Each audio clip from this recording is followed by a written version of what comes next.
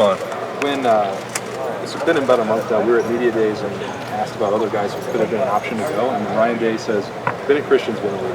Yeah. I don't know if you heard it, saw it, but that's got to probably mean something to you that you've established that sort of credibility with the team. Yeah, I think a lot of it is about my past. Like guys have seen what I've been through, and when younger guys are going through a hard time, like I feel like I'm somebody they can look up to. And I know that. And so when I see people that are going through a lot, I'll just sit down and talk about it with them and say, man, I was probably in the same spot you were, probably worse. And it's never too late to turn it around. Bennett, how do you feel like all you guys are just kind of pushing each other in the tight end room right now? I think it's great. I mean, this is by far the best room I've been in since I've been here. And that's saying a lot with Stove and G and them. So, I think it's healthy competition. It's friendly competition. We're all best friends off the field. And so every time we're out there, we know we're competing, and we just make each other better. What has Max brought to the room to elevate you guys? Yeah, Max is probably the best route runner I've ever seen for a tight end. I mean, his brakes are so sharp, and I've learned a lot from him, just like having a plan going into a route. So he's been a great addition. Bennett, Max was talking about the relationship he has with you on and off the field. What have you kind of learned about him away from the football field? Like, who is Max Clare away from the football field? He's a down-to-earth, chill guy. I mean, he's like, that's probably the best. He's the chillest guy I've ever met. That makes sense. I mean, he is so chill. He's great to be around. He's fun, and I like talking. I like being social, and so does he. So we just get along really well. How much do you see him flip the switch when he's on the football field? Does he flip the switch? Oh yeah, he flips the switch.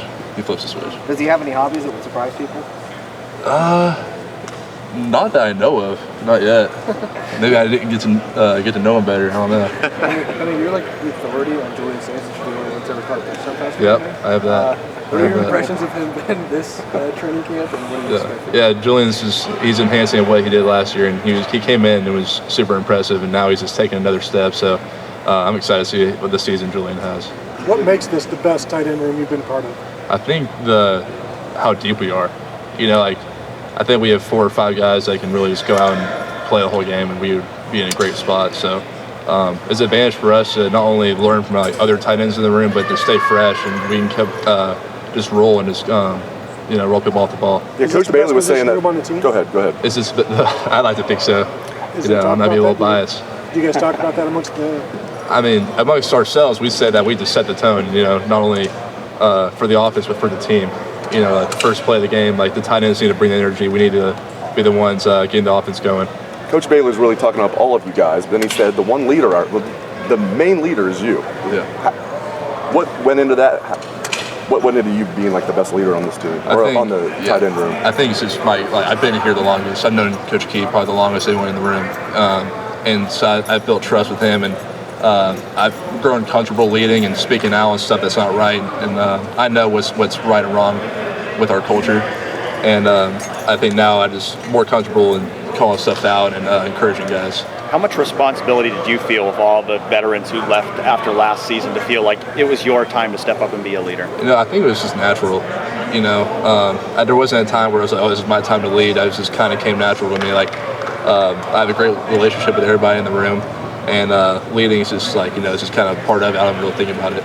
Chemistry can't be forced. It almost has to happen, doesn't it? No doubt. Just like with last year's team. What do you sense it's different or special about this year's team? Yeah, I think from that regard. I think we're younger than last year. Yeah. And what I've seen the most is just the leadership, how it's grown so much. I think Jelani's done a great job. From not being technically a leader, but he's leading just as much as I am.